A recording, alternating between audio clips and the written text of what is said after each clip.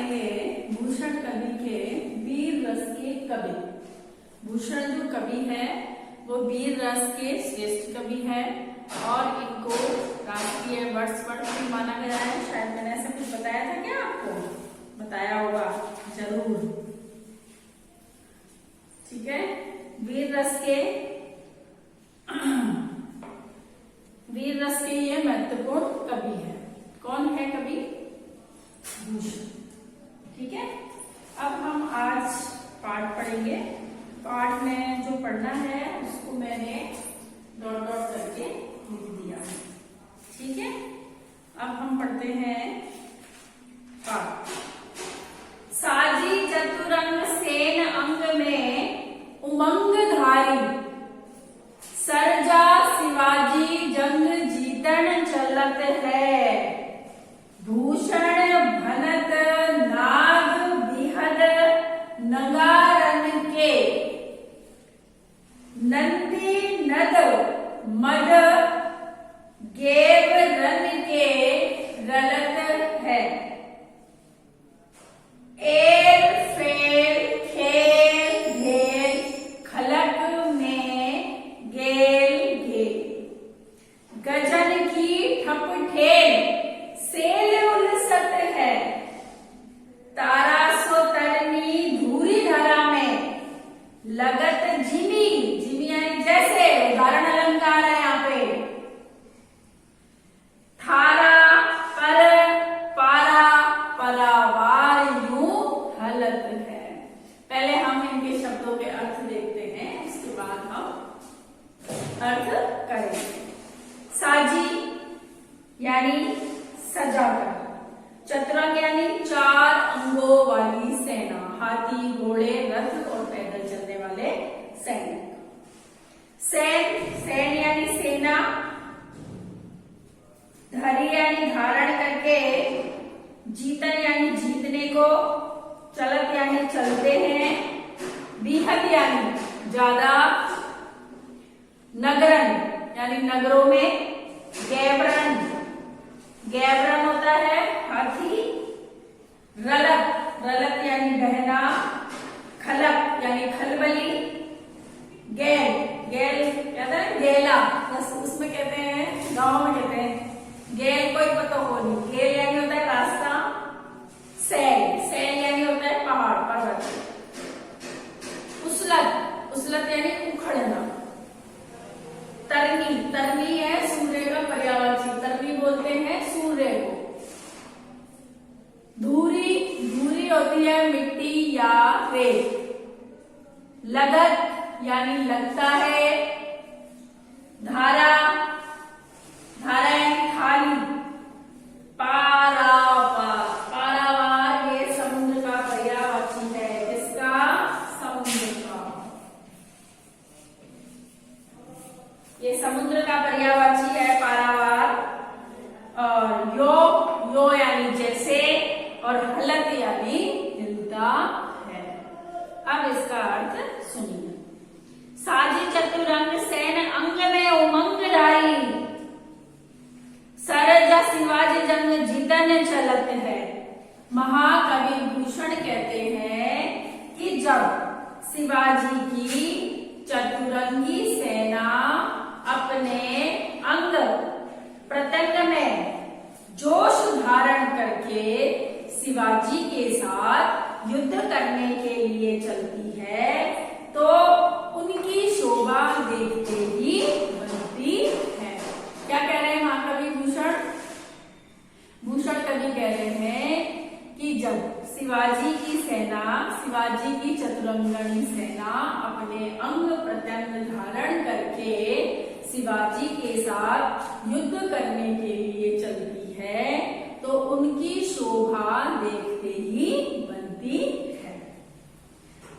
भूषण भनत नाद बिहद नगारन के, नंदी मद मद गैव रन के रलत है। सेना के साथ चलने वाले वाद्य यंत्र जैसे नगाड़े, दुंदुभी आदि की जो जो ध्वनि है, उनकी जो आवाज है, उससे विभिन्न नगर गुंजयमान हो जाते हैं, यानी अलग अलग नगरों में गुंजायमान हो जाती है। दोबारा सुन लो। सेना के साथ चलने वाले वाद्य यंत्र जैसे नगाड़े और दुदुम्बी, इनकी ध्वनि विभिन्न नगरों को गुंजायमान करती है। नंदी नंद मंद गैब रंग के रलत है और शिवाजी की सेना में बड़ी संख्या में हाथी होने के कारण उनसे जो निकलने वाला मद होता है वह भी अधिक मात्रा में होता है। जो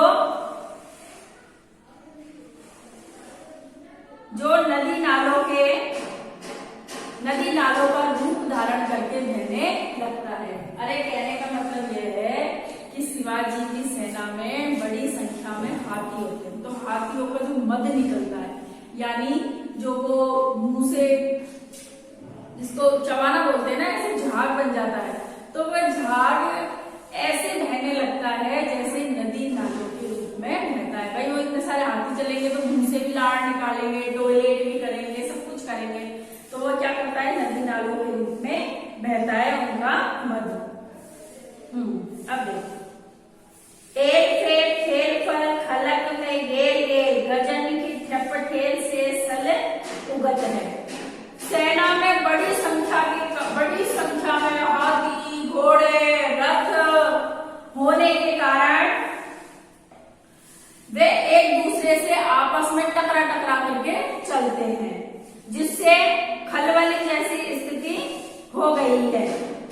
और हाथियों की रगड़ के कारण तो आपस में यूं मिलते हैं चलते चलते, तो उनकी रगड़ के कारण तो पर्वत भी उखड़ने लग गए हैं।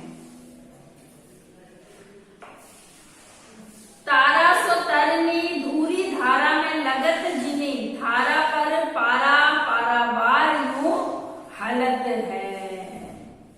देखो, सेना के चलने से उड़ने वाली धूल में सूर्य भी तारे का जैसा दिखाई दे रहा है। भाई सेना चल रही है तो सेना के कदमों से जो धूल उड़ रही है उसमें सूर्य है वह धूल से ढक गया और तारों के समान दिखाई दे रहा है, तारे के समान दिखाई दे रहा है। सेना के चलने से होने वाले कंपायमान से पृथ्वी भी कंपायमान होकर के ऐसे हिलने लगती है जैसे थाली में रखा पारा हिलता है, जैसे थाली में रखा पारा हिलता है। थाला यानी थाली, जैसे थाली में रखा पारा हिलता है। देखो दोबारा सुनो, मैं यूं बोल के बताती हूँ, आ गया होगा वैसे तो आपको, लेकिन फिर भी एक बार सुनो। देखो, महाकवि भूषण कहते हैं, जब शिवाजी अपनी चतुरंगणी सेना के साथ अंग प्रत्यंग और जोश धारण करके शिवाजी के साथ युद्ध करने के लिए चलती है तो उसकी शोभा देखते ही बनती है, यानी बहुत अच्छी लगती है। ठीक है। और सेना के साथ चलने वाले वाद्य यंत्र नगाड़े दुदुम्बी आदि जैसे वाद्य यंत्र है, उनकी ध्वनि अनेक नगरों को गुंजयमान करती है। और शिवाजी की सेना में बड़ी संख्या में हाथी होने के कारण उनसे निकलने वाला मद भी अधिक मात्रा में होता है, तो वह नदी और नालों का रूप धारण करके बहने लगता है। सेना में बड़ी संख्या में हाथी घोड़े और पैदल सैनिक होते हैं जो आपस में टकराते हैं, तो उसमें खलबली मच जाती है। तो सेना में आपस में टकराने से खलबली मच जाती है। और हाथियों की परस्पर रगड़ से हाथी आपस में एक दूसरे से भिड़ते हैं ना, तो हाथियों की परस्पर रगड़ से पहाड़ भी उखड़ने लग जाते हैं। और सेना के चलने से जो उड़ने वाली धूल है उसके कारण सूर्य भी तारे के समान दिखाई देता है। और सेना के चलने से पृथ्वी पर जो कंपन होता है, समुद्र भी कंपायमान होता है। पृथ्वी पर जब सेना चलती है तो समुद्र भी कंपायमान होता है और समुद्र ऐसे लगता है जैसे तो थाली में पारा रखा हुआ है। जैसे आपने कभी देखा होगा, बहुत ज्यादा वो पड़ती है ना सर्दी, तो क्या करते हैं, जिसके कहते हैं ना पाला पड़ रहा है, पाला पड़ रहा है, यानी मतलब ओस पड़ती है बहुत ज्यादा, तो लोग वह क्या करते हैं, थाली रखते हैं। गाँव में करते थे ऐसे, थाली रखते हैं और थाली में मतलब पानी भर के रख जाते हैं या फिर थाली को खाली रख जाते हैं। तो फिर देखते हैं कि उसमें ना बर्फ जैसी जम जाती है, पाला जम जाता है, उसको बोलते हैं। आपने पेड़ों में भी देखा होगा, सर्दियों दिनों में बिल्कुल पेड़ की जो पत्ते होते हैं उससे बूंदे बूंदे गिरने लग जाती है। क्यों? वो पाला पड़ता है इसलिए। तो ये आपको शायद समझ में आ गया होगा, शायद क्यों अच्छी तरह से आ गया होगा समझ में, तो मैंने बोल के बताया है। यदि फिर भी नहीं समझ में आता है तो आप वीडियो को रोक रोक करके देखें, आपको अच्छे से समझ में आ जाएगा। ठीक है। इसमें कवि भूषण ने क्या बताया है कि जब शिवाजी युद्ध करने के लिए जाते हैं ना, तब क्या क्या होता है। क्या क्या होता है कि भाई उनकी सेना जो चतुरंगनी सेना है वो अंग प्रत्यंग धारण करके और जोश के साथ शिवाजी के साथ युद्ध करने के लिए जाती है, तो उनकी शोभा देखते ही बनती है ना। और सेना के साथ चलने वाले जो वाद्य यंत्र, नगाड़े, दुंदुभी होते हैं, उनसे विभिन्न नगर गुंजायमान हो जाते हैं। और शिवाजी की सेना में हाथियों की संख्या अधिक होने के कारण उनका मद भी अधिक मात्रा में निकलता है, जो नदी और नालों का रूप लेकर के बहने लग जाता है। सेना में बड़ी संख्या में हाथी, घोड़े और पैदल यात्री होने के कारण वे आपस में एक दूसरे से क्या करते हैं, टकराते हैं तो सेना में खलबली मच जाती है। और हाथी आपस में जब रगड़ खा करके चलते हैं तो उनकी रगड़ से पहाड़ भी उखड़ने लग जाते हैं। सेना के चलने के कारण जो धूल उड़ती है उसके कारण सूर्य भी तारे के समान दिखाई देता है। और सेना के चलने के कारण पृथ्वी और समुद्र कंपायमान होते हैं, वह भी कंपित हो जाते हैं और समुद्र थाली में रखे पारे के समान लगता है। ये मैंने जो आपको ये पढ़ाया है इसमें अतिशोक्ति, अनुप्रास, उत्प्रेक्षा और उदाहरण अलंकार है। आप लोग जब भी व्याख्या करें तो संदर्भ, प्रसंग, व्याख्या और विशेष जरूर लिखिए। ठीक है। आपने पहला वीडियो जो मैंने भूषण का परिचय भेजा था, आपको पता है परिचय कैसे लिखना है, वैसे ही आपको जैसे मैं हमेशा से कराती हूँ वैसे ही आपको लिखना है। और आज आप अपनी डायरी भरिए। पाठ 5 जो बोर्ड पर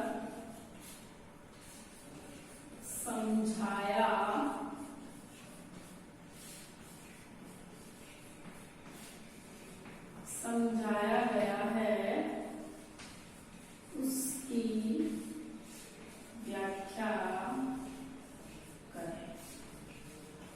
ये पहला पढ़ा है आज हमने, कितने दिन पाठ चलेगा आपको रोज पढ़ते रहिए और इनको साथ के साथ याद करते रहिए। ठीक है। ये जो पाठ 5 जो बोर्ड पर समझाया है मैंने, इसका अर्थ उसकी आपको व्याख्या करनी है। ठीक है।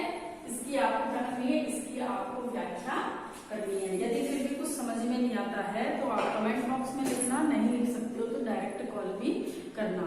कई बच्चों की शिकायत होती है कि हमारे पास वीडियो नहीं आ रहे हैं, तो आप ऐसा करिए, वीडियो को लाइक कर दीजिए और चैनल को सब्सक्राइब कर लीजिए, तो जब भी वीडियो डलेगा सबसे पहले नोटिफिकेशन आपके पास ही पहुंचेगा। ठीक है, आज की क्लास में बस इतना ही, अगली क्लास में हम फिर मिलेंगे।